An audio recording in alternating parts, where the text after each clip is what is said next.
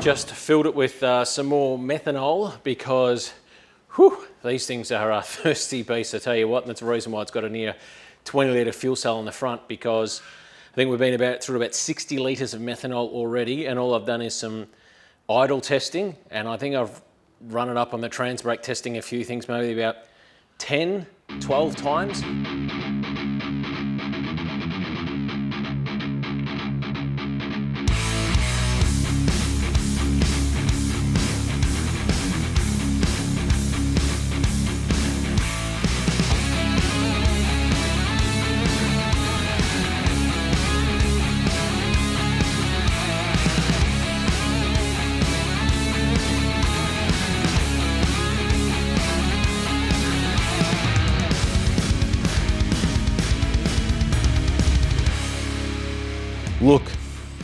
Look. Hey, it's back together. It's got the keg back in it. It has a lot of other stuff done too. So now the stuff is going in for the final time, so to speak. So radiator, oil cooler, new fan, fuel cell, the big old keg, South Coast rotary manifold, Garrett turbo, all this is being mounted for the final time. One of the things I had to do here, there's a bit of tricky work, is that originally we're going to run, I think originally we talked about running 8 injectors or even 10 injectors. They were going to be the Siemens Deckers. But in the meantime, Fuel Tech released these big bad boys. These are 520 pound injectors, which is about 5,500 cc. So if you imagine like even like my V8 Commodore out there, that runs 400 sort of cc injectors. Yeah. So these are like, that one injector is 10 times bigger than each injector. Well, it's about twice the size of a Decker, isn't it? Yeah, pretty much twice the size of the Decker. So I had to machine up some little fake injectors, because this thing takes 4 injectors either side, and then I'll have to do the same in the inner plate. So I finally put the lathe to good use and just machined up some solid aluminium bar, and the top and bottom they've got little O-rings in them as well, so that replicates an injector rather than just having a dead injector in there for no reason. So I've got 4 of the Fuel Tech injectors, 2 Deckers in there still, and that should supply well and truly all the fuel I need to make 300 horsepower.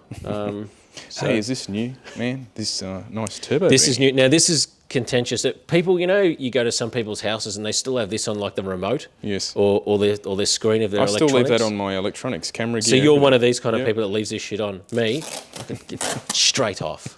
Seriously, why do people do that? Comment below if you're a person that leaves that wrap on. Like, you know what I have still got it on is one of my key rings for the car, like the central locking. Oh, really? Had that light blue film of plastic. It finally fell off the other day. It's about 3 years old. Why do these people exist? Could get a scratch on the keyring, dude. Most of the stainless dump pipe's done now. It's obviously not fastened in place at the moment. Got a lot of the sensors sort of keyed away, so wastegate pressure ones. So all these lines are now, they're just this quick release nylon, whatever they call stuff, and then I've just put the Raceworks heat sleeve over it to protect it. So I've got some hoses here, there and everywhere. Some of them go to the boost controller. So this has got manifold pressure out of the turbo. That one looks like it's leaking, bro. Bruh. That leak there, that is for the water, my friend. Water. TurboSmart actually have a little business card size thing in their wastegates that say the little water diagram on the wastegate is for water inlet, not air, because I'm sure plenty of people have made that mistake. So leaving that open doesn't really matter. I might plug it off anyway for the sake of it, but it won't matter. But yeah, air comes out of the turbo, runs to here. These are plus and minus, so to speak, solenoids. So they'll either increase or decrease the boost pressure that comes out of this, and that runs to the top of each of these wastegates.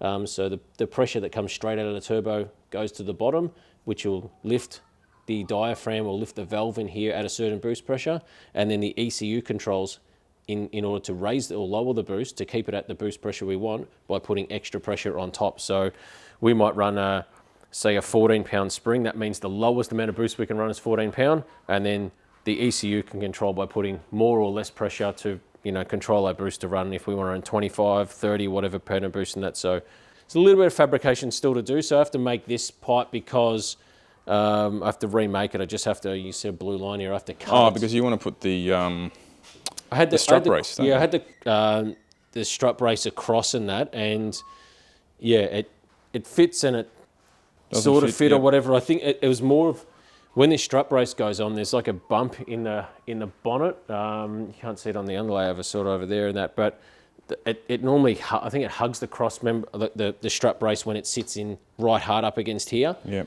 So I may have to either cut that part of the bonnet or I'm just going to look at redoing that. But all the lines are all done. You can see all our pressure sensors are there. So the best part about now having that Fuel Tech input expander box is that I've gone a bit crazy with some other sensors for no other reason than I can. So I've got, in that sensor block, I've got fuel pressure, oil pressure, trans pressure, which are normal, but I've also now got coolant pressure. So not so much of a big deal in rotaries, big deal with like piston guys, because it'll show if you're leaking your head gasket before you know that it's actually leaking. But just in case we blow a water seal, it's, you know, if water seal happens to get damaged or something, the data will tell me straight away. So if I'm at the track and I can see coolant pressure through the sky, then I know, okay, there's a coolant seal pressure or something, and Broomy, just pack it up for a day. Let's move inside the car. That's where it looks a lot different.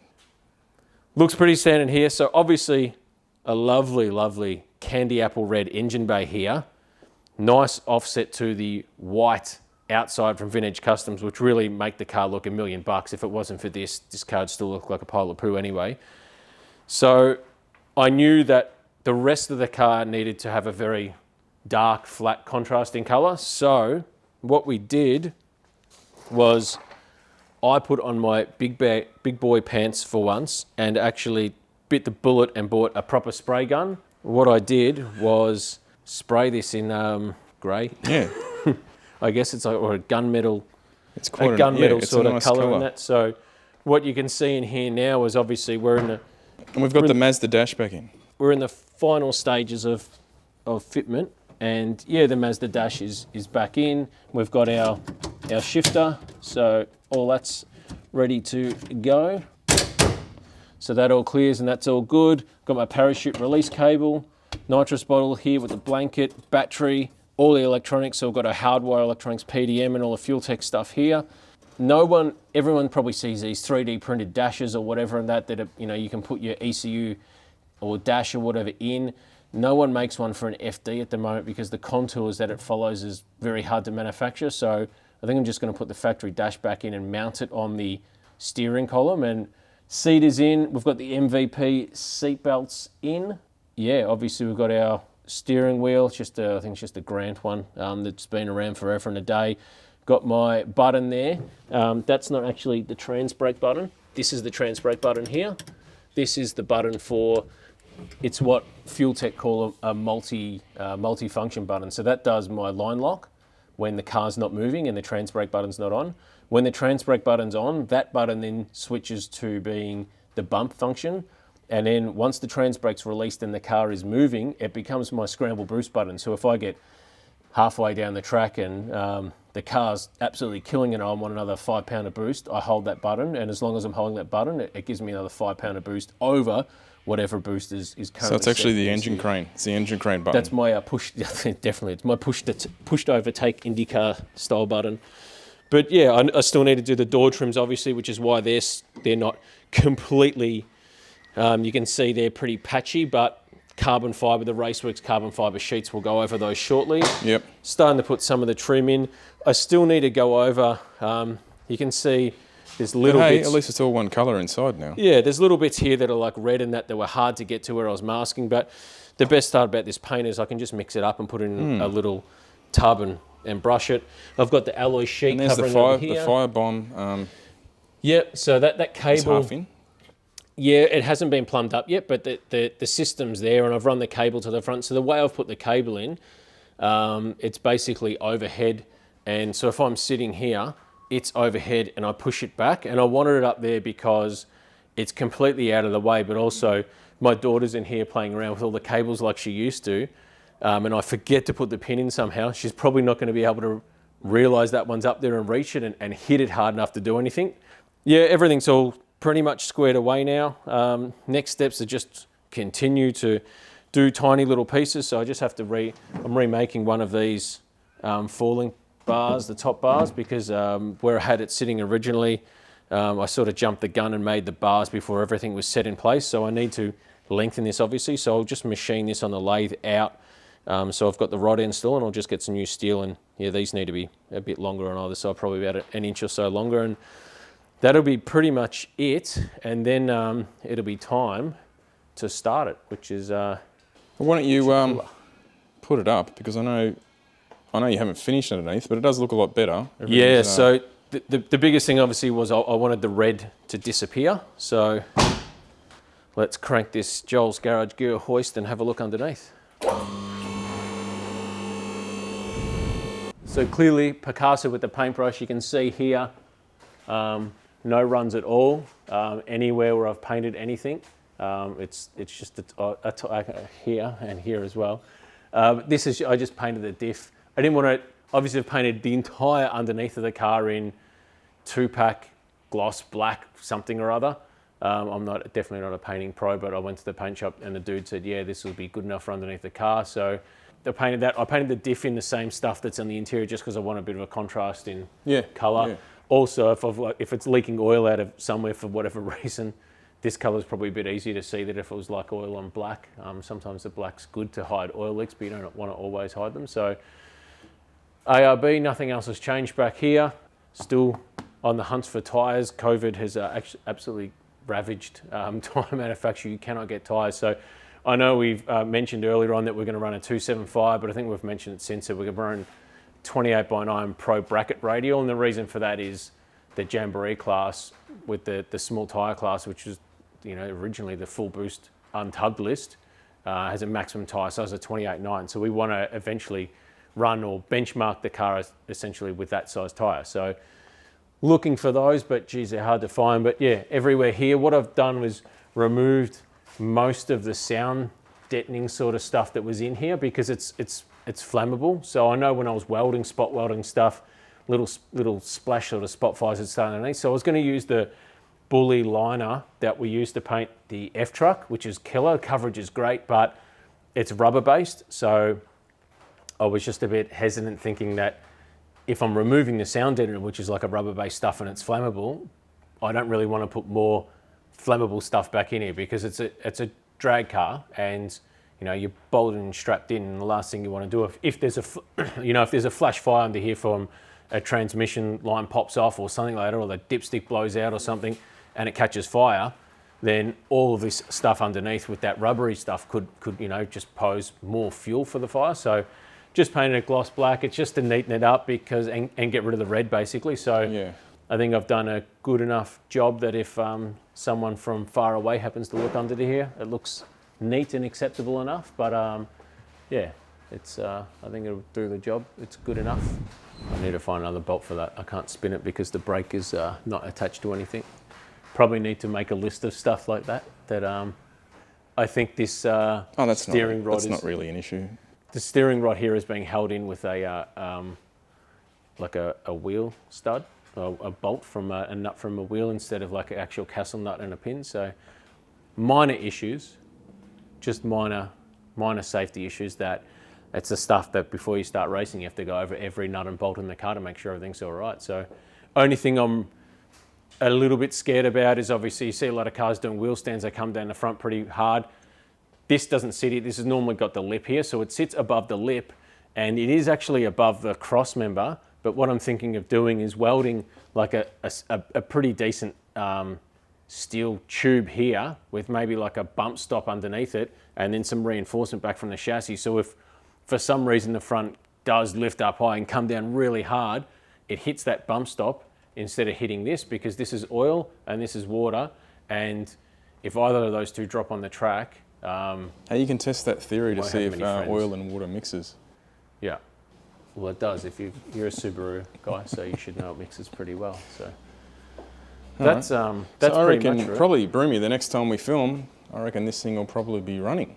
I reckon it will, which means you better bring your gas mask because methanol and castor oil, they strengthen the lungs, but only briefly. They're not the greatest. So yeah, we'll get the converter back, chuck it all in, put it all, assemble it all in, and we'll be good to go. Fill it with all the Penrite's goodness, and that should be that. Boom.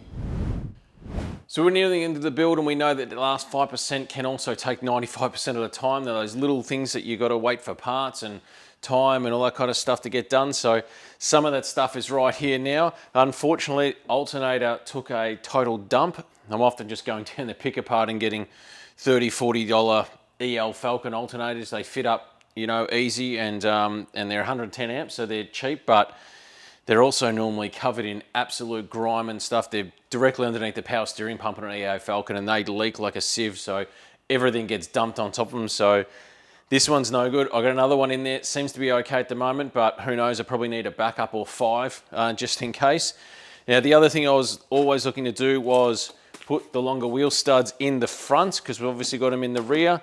I thought about just obviously taking off the hubs and doing them, but I thought I might get some new hubs while I was at it, and you know, the fronts seemed a little bit, I wouldn't say not cheap, but they didn't seem to freely spin. So if you see this, that spins really, really freely, and there's no movement there. If we have a look at this hub, it spins okay, but I can hear some noise in the bearings, and we can see here how much grease looks like it's coming out. These are sealed bearings, and it looks like a seal's pinch there as well. And on the back, if we just take a close look at this, you can see the this rear bearing's actually also moving as well, and the outside dust sort of ring is pretty perish. So probably a good idea that we're actually replacing those anyway, because they not something we really want to fail at 160 plus whatever mile an hour. So last but not least, in these little tiny little jobs that we've been doing recently is had to replace a brake line, because unfortunately some moron worked on the car and drilled a hole straight through the floor for the nitrous evacuation line and drilled straight through the rear brake line. What an idiot! Meant I had to make another brake line from scratch, a big long one, and I don't really have a brake flaring tool, proper flaring tool, so we got this kit here from Raceworks, and this is basically everything we need to do those kind of flares properly: the double flare, the double bubble tube cutter, deburrer, and flaring stuff. And yeah, they are all done now and they're right to go. So knock the studs out of this, whack them on the front there, and let's take a quick look around some of the other stuff that might have been completed already. Right, so some other stuff that's been completed is a rear parachute mount here, and you can see here cable comes up to release a chute, but this is also removable. So I have a tube that is welded to the chassis, then reinforced out to a V to other chassis bars. And in here we've just got two 10mm grade 8 sort of bolts all the way through both sides and across. And then yeah, so if I need a bit of room to put it up here, or I just want to take it off for a photo or something, I don't want this hanging out the back of it, I can just undo these two bolts and this whole assembly just comes straight out. So rules and regulations for drag racing state that you need forward and rear lights so they can see you exiting the track, or if you happen to stop on the track as well.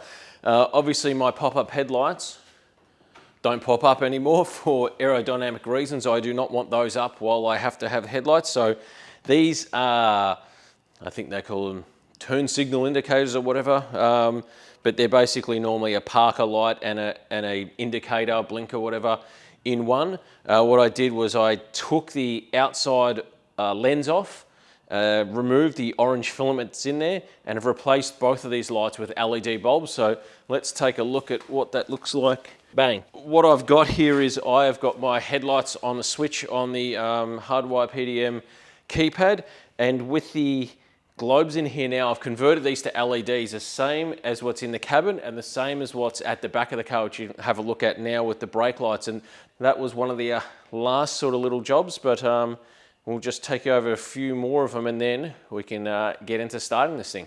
So one of the last jobs to get done was to fill this fire system. That's all done now. We've got our SFI tag done there. Marcos at the race shop handled all this. You can see the lines run all the way there. There's one nozzle pointed at my feet over there.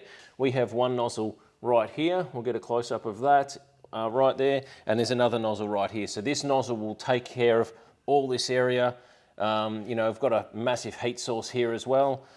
So we don't want fuel coming out of there. You know, it's a prime area for fuel to come out, hit that and ignite and start a fire. Welcome to the underneath of the car, and this is our engine containment pan. It runs from probably about 150 mil forward of the engine, and it comes back and it finishes right at the back of the Turbo 400 pan. Now, the rules state that you only need it for obviously the engine compartment, but I wanted a whole under tray basically. First of all, it flattens the underside of the car, so air coming through is going to be sped up and shot right out the back.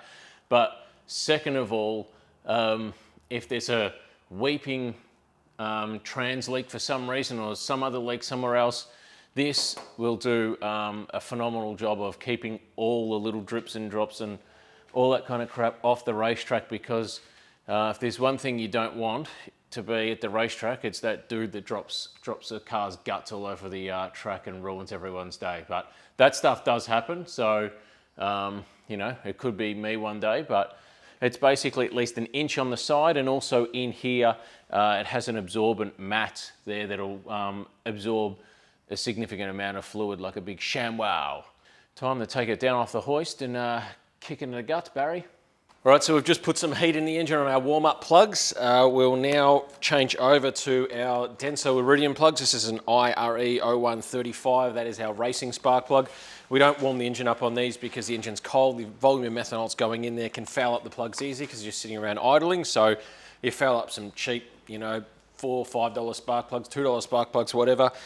These things are around about almost $50 a plug. So you don't want to go around fouling these just to move the car around and warm it up in the pits. So put some heat in the engine now. It's going to start straight away and be able to get straight into it. So without further ado, let's fire it up. It's going to get smoky in here. So on goes the gas mask.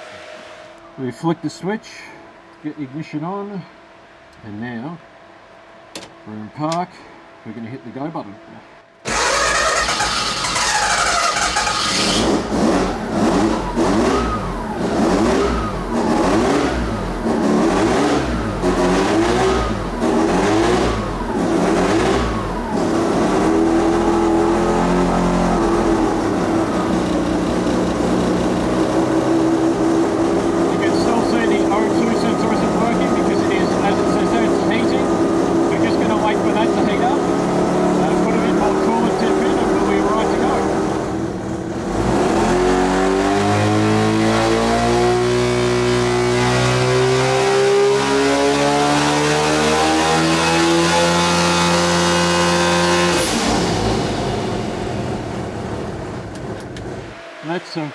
Let's get the smoke out of here, and I want to just have a quick debrief about what that first trans brake pull was all about.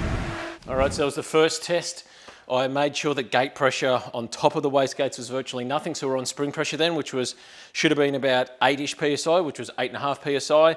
That meant that there wasn't enough load to bring it up higher on the converter, so we only got to about 5,300 RPM. I've got the two-step limiter on about 5,500 RPM just to make sure all that's working right. So now I've put about another 3 or 4 pound of boost in it. Hopefully we get to hear that 5,500 RPM limiter and make sure that's working. Then we can raise that and keep on screwing a bit more boost into it and checking things out, doing a bit of tuning.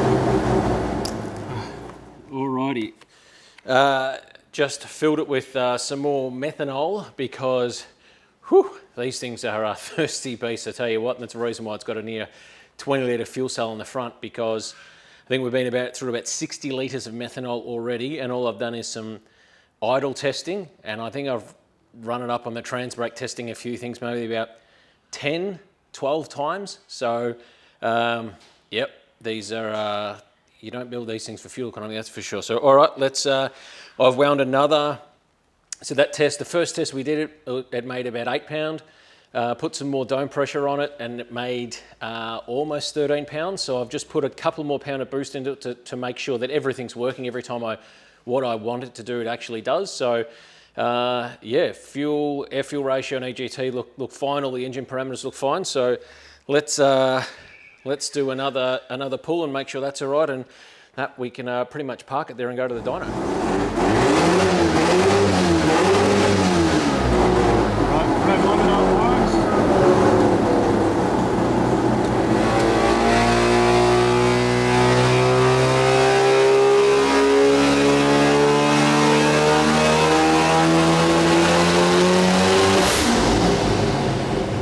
The most important part of recording a video is a thumbnail, so let's see if we can't shoot some flames.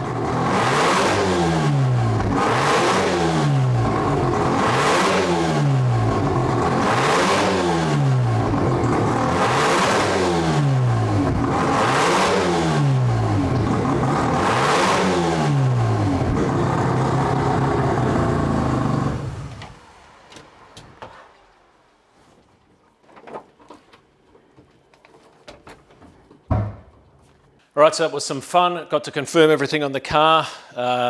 Pretty much set the idle RPM now. Idle air fuel ratio is pretty good. You can see it starts really good. Off the key, no problems. There's no, just got the mechanical fuel pump. Don't have any electric booster pump or anything. The way I designed the fuel tank was that it should be able to gravity feed and pick up pressure really well, which it does. No jumper pack or anything, just starts, so that's killer. Running up on the trans brake, did an initial test at 8 pounder boost, that worked. Another one at 12, that worked. Another one at 14, and that worked as well. So, and more importantly, we shot some flames out the exhaust. So, that's all that really matters when you've got a race car, isn't it? So, everything looks like it's pretty well going well here. So, I think until next time, that's about it. And we'll see you on the dyno in the next episode of this project car. Thanks for watching. See you next time. Make sure you don't miss any of the build by liking and subscribing to the channel.